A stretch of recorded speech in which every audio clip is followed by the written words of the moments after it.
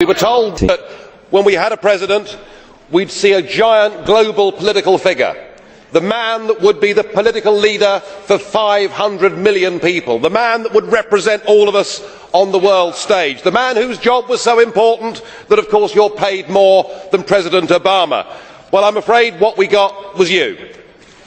And I'm sorry, but after that performance earlier that you gave, and I don't want to be rude, but you know, really, you have the charisma of a damp rag and the appearance of a low-grade bank clerk. And the question that I want to ask, that we're all going to ask is, who are you? I'd never heard of you. Nobody in Europe had ever heard of you. I would like to ask you, President, who voted for you? And what mechanism? Oh, I know democracy is not popular with you lot. And what mechanism do the peoples of Europe have to remove you? Is this European democracy?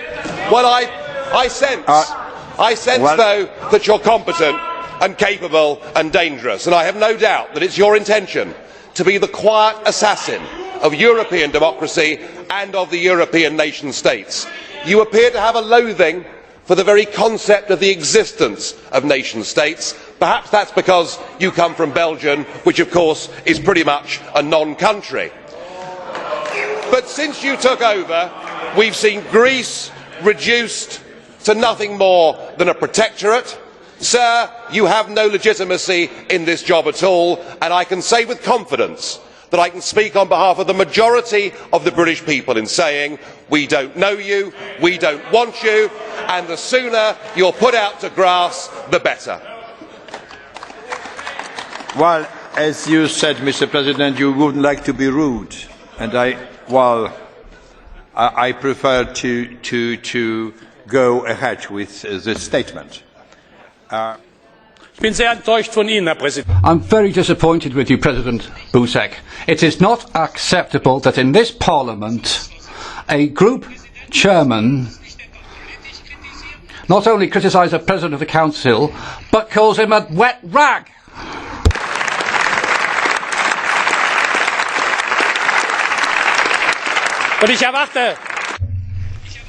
And I expect you, President, to call this person to order. It's not right that this man should be able to trample over the dignity of this House. And Joseph Dole, it's not just a case of getting or allowing the UK to leave the EU. It'd be better for Mr Farage to resign if the European Union and the European Parliament are such bad things in his eyes. Thank you, President. Just as I have said to President Farage previously, 2 months ago, and today I repeat this, these type of addresses, which are character assassinations of individuals, are inadmissible in the European Parliament, and I spoke to Mr Farage about it and I drew his attention to it. Mr Schulz, I'd like to say that this is how I work, and that's my way of going about it.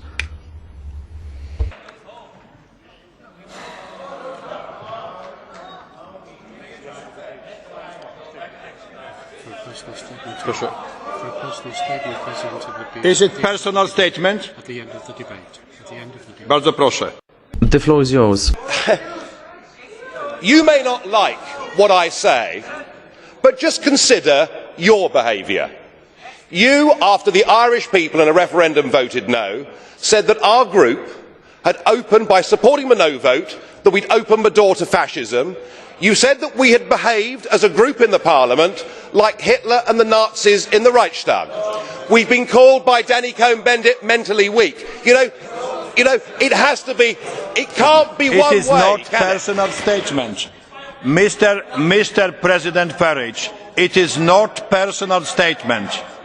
I am very sorry, it was not personal statement. We must keep order and all the regulations of our Parliament.